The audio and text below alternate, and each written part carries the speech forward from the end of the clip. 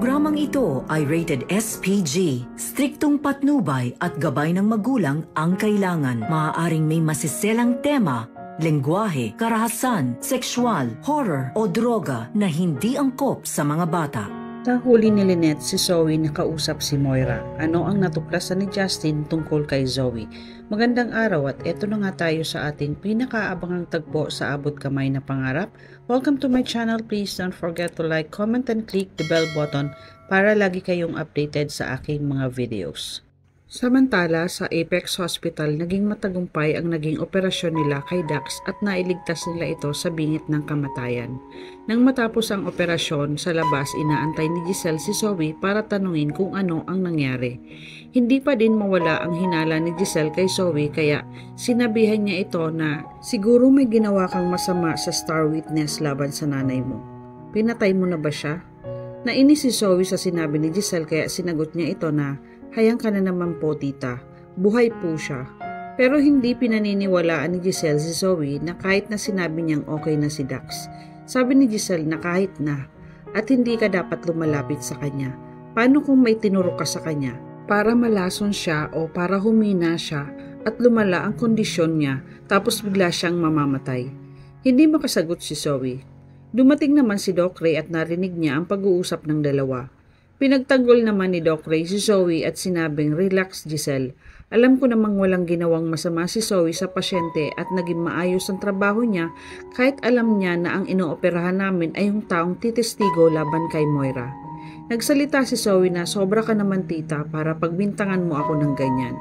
Naniniwala ka talaga na kaya kong pumatay ng tao.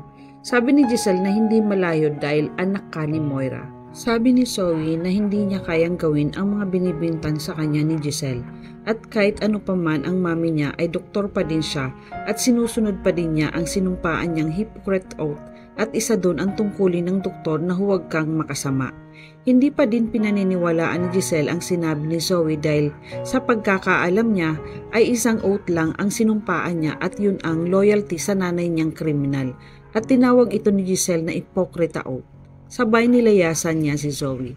Walang nagawa si Zoe kundi napailing na lang habang nakatingin lang sa kanya si Doc Ray. Sa kabilang banda, tinawagan ni Moira si Zoe para alamin kung nagawa niya ang inuutos niya na patayin si Dax dahil ito lang ang paraan para makalaya siya at kung hindi naman ay tuluyan ng makukulong ng habang buhay si Moira. Ikinagalit ito ni Zoe dahil alam niya na hindi niya kayang gawin ang pinapagawa sa kanya at pwede siyang paghinalaan dahil siya lang ang may motibo na patayin si Dax. Nagalit si Moira dahil paano naman daw siya. Kailangan humina ang kaso niya para makalabas siya at kung may tsansang mabuhay si Dax ay tuluyan ng mabubulok si Moira sa kulungan. Ayaw naman ni Zoe na madungisan ang pangalan niya lalong-lalo na yung karir niya para lang sa gustong mangyari ni Moira. Sabi ni Zoe na sarili mo pa din ang iniisip mo. Hindi mo ba naisip na pwedeng masira ang buhay ko sa pinapagawa mo sa akin? Bakit kung nagawa ko yun? Tayong dalawa ang magpaparty dyan sa loob ng kulungan. Yan ba ang gusto mo? Ang masira ang buhay ko? Yung pumatay ako? Sakto naman na napadaan si Lynette at narinig niya ang sinabi ni Zoe. Kaya tinanong ni Lynette si Zoe kung sino ang kausap niya at kung sino ang ipapapatay. Nagulat naman si Zoe kaya wala siyang nagawa kundi ang sabihin ang totoo kay Lynette dahil hindi na din niya alam kung paano lulusutan ang mga narinig ni Lynette. Habang si Moira naman ay nag-aalala dahil nahuli si Zoe ni Lynette na kausap siya. Napaamin ni Lynette si Zoe na si Moira ang kausap niya at inuutusan siya nito na patayin si Dax. Ipinaliwanag ni Zoe kay Lynette na nakakausap niya ang mami Moira niya pero hindi ibig sabihin nun na tinutulungan niya ito lalo na kung may masama siyang balak. Sabi ni Lynette na siguraduhin mo lang Zoe na nagsasabi ka ng totoo dahil sa oras na tumulong ka sa nanay mo sa kahit na anong paraan para ka na rin kakutsaba sa nangyari sa lolo mo. At maya-maya ay umalis na si Lynette. Kinabahan naman si Zoe dahil alam niya sa sarili niya na kasabwat niya ang mami Moira niya. Samantala sa kulungan nakiusap ulit si Moira kay Ninang kung pwedeng makagamit ng telepono dahil may importante siyang tatawagan. Sabi ni Ninang, madami ka ng utang sa akin na hindi mo pa nababayaran. Hindi pwedeng puro pangako ka na lang. Sabi ni Moira na kaya nga may tatawagan ako ngayon kasi hihingi ako ng perang pambayad sa'yo.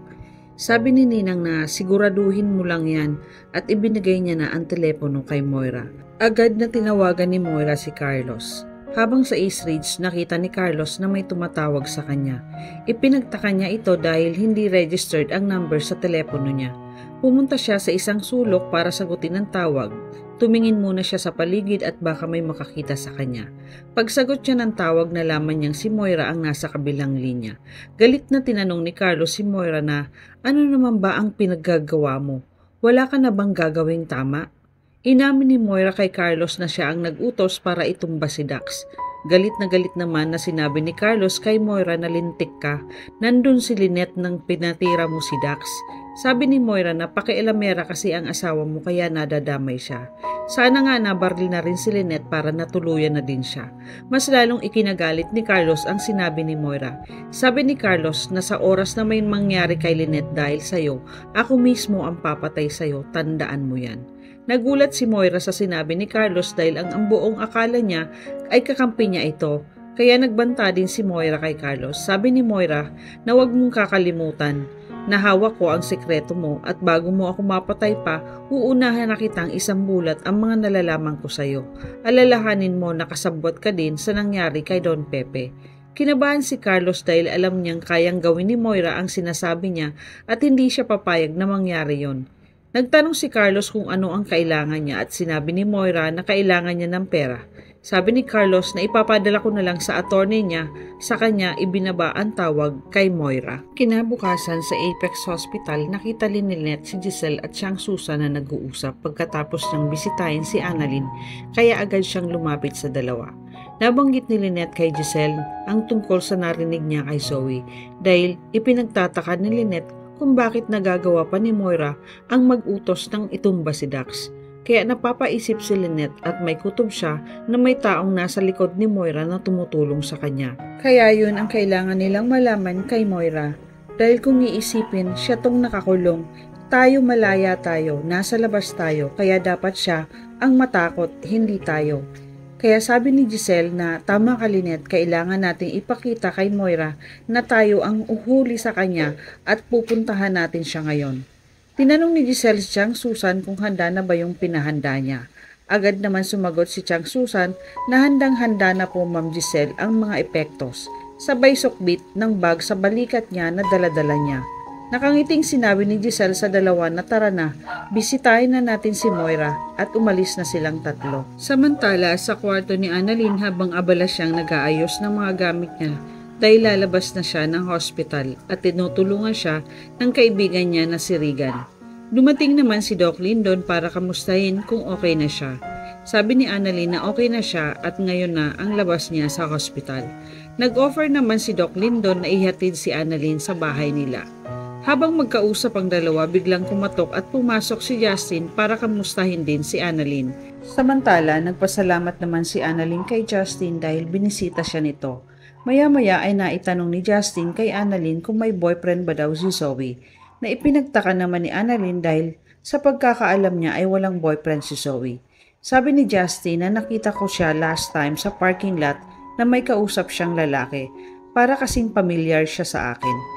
Saka inabot ni Justin kay Annalyn ang telepono niya at sinabi niya na nakuha ko yung video sa CCTV footage. Pagkakita ni Annalyn sa video, agad niyang nakilala si Dax at nagtaka siya kung bakit magkakilala sila ni Zoe. Sabi ni Justin na hindi ko alam kasi nakita ko lang silang nag-uusap at parang nagtatalo pa nga sila kaya inakala kong boyfriend ito ni Zoe dahil sinampal pa niya. Sabi ni Annalyn, kailangan kong makausap si Zoe at baka may alam siya tungkol sa nangyari kay Dax. Ano ang gagawin ni Giselle kay Moira? Malaman kaya ni Annalyn kung bakit kilala ni Zoe si Dax? Ano ang gagawin ni Zoe para tulungan si Moira? Yan ang ating pakaabangan dito lang sa Abot Kamay na Pangarap. Huwag bibitiw, huwag kalimutan mag-subscribe. Maraming salamat po and God bless.